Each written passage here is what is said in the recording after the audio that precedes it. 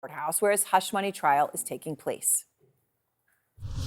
Outside for great Americans, people that want to come down and they want to protest at the court and they want to protest peacefully. We have more police presence here than anyone's ever seen. For blocks, you can't get near this courthouse. Well, Trump also falsely claimed that, quote, thousands of his supporters were, quote, turned away from court today. The reality of it is this. The fact is his supporters are allowed outside the courthouse. Just the facts are so far in this trial, not many have showed up. Out front now, George Conway. He watched Trump's trial today from inside the courtroom. He's been inside many days so far. And he's joining me also to talk about his nearly $1 million donation to President Biden. He's about to headline a major fundraiser for the first time for the president tomorrow.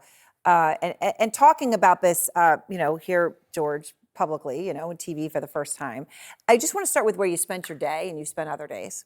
Yeah, and that's there in this was courtron no cordon keeping people away from no, that courthouse. not that I saw when I was there yesterday. It's like, I think his problem is that people aren't, his supporters aren't willing to pay the subway fare to go down there.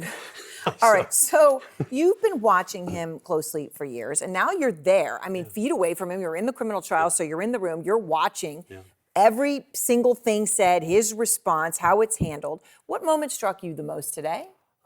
It struck me, first of all, the two moments that struck me were one, when the judge basically challenged Trump's lawyer on the gag order and basically said, you're losing all credibility. And he was Todd Blanche was making these arguments that just were not even close to being anything that was in the zone of convincing or credible. Arguing essentially that retweets don't count, even though, Trump boasts that when he puts something on Truth Social, it amplifies it and everybody learns about it. Right. And then the fact that he actually modified what the Fox anchor said about juror number 2. Oh, right. And the fact that, it was just, the fact that he was arguing that retweets don't count, the fact that he was arguing that... because he would retweet in quotes when someone says something pejorative about a witness. The other argument was that somehow there was an exception to the gag order if somebody made a political attack on him, even if it was a witness and this stuff. First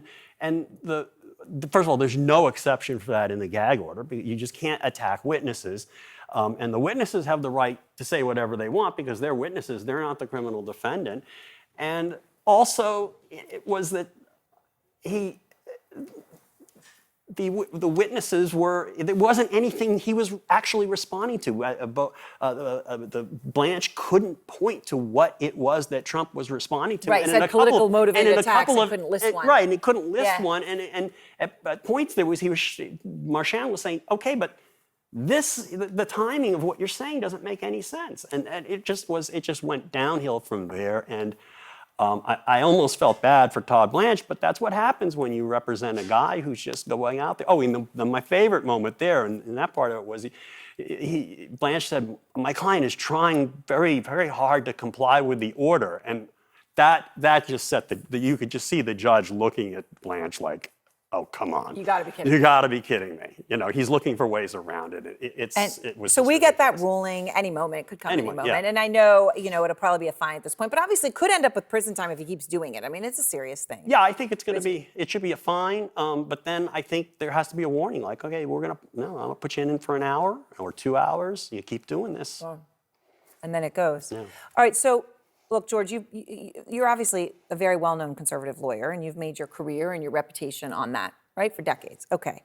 And then, you had a moment you became a Trump critic. Yeah. And you did so at great personal cost. This has had great cost in your family and your personal life. You have done it because you believe in it deeply. Right. And now you are giving Biden the maximum amount that somebody can give Joe Biden, $929,600 that you have earned over your life to a person running for president. So how in the world did you get there? Yeah, no, that's just an amazing story to me. If you told me that I would do something like that and support a Democrat, and tomorrow night I'm going to be headlining a fundraiser in Washington, asking Democrats to give to a Democrat, I would have said, well, that's just pure fantasy. That would never happen.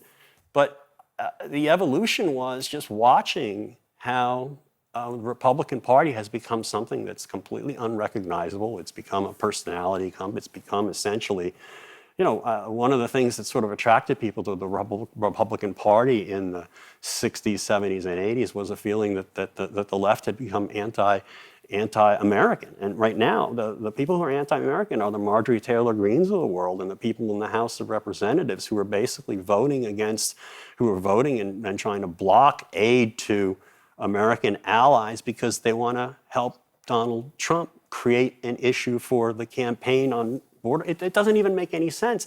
And it's just, this man, 4 years ago, I voted in my 10th presidential election. And I, for the first time, cast the vote for the Democrat. And First time. First time in 10, first time out of 10. And I did that because I felt that Donald Trump was a threat to the country, a threat to democracy. He doesn't care a whit about the country. He doesn't care a whit about the Constitution, about the rule of law. And he wants to undermine the country and its rule of law for his own political purposes. And that was before January 6th. That was before he actually tried. But Georgia, what I'm also curious about, and I guess I put the emphasis on $929,600. Most people can't imagine giving $929 to a person running for office, right? It's just an ugly thing. They don't want to. So you're doing this, and you've been working your life as a lawyer. You've got children. You're choosing to do this, and I know it didn't come. There was a moment, right, where what happened? You're driving your car. I'm driving my car, and I'm thinking, okay, well, I'm going to ask these people to give money.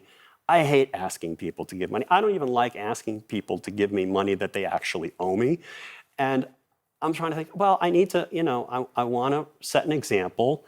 And I thought about what the law, I've only given once to a Democrat, but that was only for a lunch for somebody who was being honored, a law partner of mine. Yeah. And I gave $30,000 to the Trump Victory Fund in 2016. But, my wife was running the campaign, and it was a reasonable amount then. Okay. And I thought, well, why am I doing this? And I thought, it's like, this is for all the marbles. This man, after what we saw on January 6th, what we saw afterwards, and what we see him now saying, that he basically wants to turn the government into a vehicle for retribution against his political enemies, and wants to turn the country into a banana republic, which he tried to do 4 years ago. And I thought, there's nothing more important than this. And yeah, it's going to come out of my kids' inheritance, but the most important thing they can inherit is living in a constitutional democracy, and that was the moment where I said, I have to do everything I can. I'm going to give the maximum, and I'm not going to regret it. I'll regret not doing it. And I know you're emotional now. Yeah. How did your children react? Yeah, well, my oldest daughter said, well, why don't you write me a check for that amount? I said, you'll get something someday. You'll end up spending it in one place anyway. But they understood. They understood that you did this. Well, I don't know that the eldest one who I had the conversation with quite understood. But I hope someday she will.